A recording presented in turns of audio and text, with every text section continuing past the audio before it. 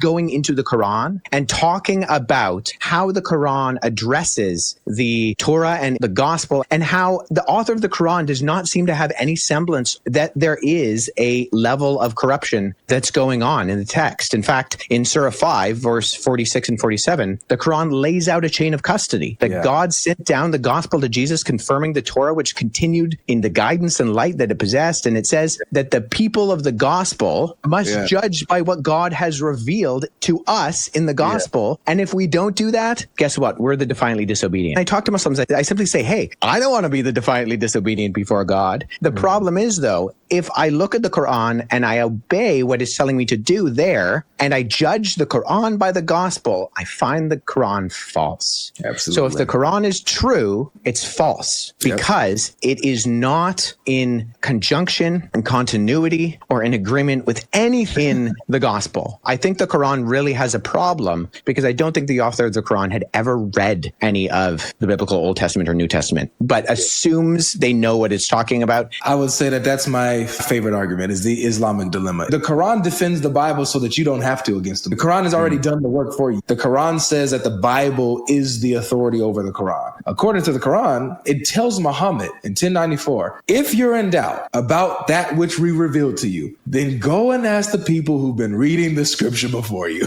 So what is this saying? This is saying, hey, Muhammad, if you're doubting this revelation, go check the previous scriptures. If it doesn't line up with it, then Muhammad would know that his revelation is actually not really from God and it's actually a lie. So what's the authority here? The authority is the Bible, even in the Quran. So then what do we do here? Because you have to admit this. It's corrupted. Okay. So is Allah telling Muhammad to go rely on corrupted scripture to clear up his doubts about the Quran? That makes no sense. Help me understand that. If the Torah and the gospel are God's words and no one can change God's words, which the Quran also says, an accusation of corruption towards the Torah and the gospel is one that either makes God into a liar or unable to do what he says he can do, which is preserve his words. I just simply think the author of the Quran did not know what the gospel and the Torah actually were.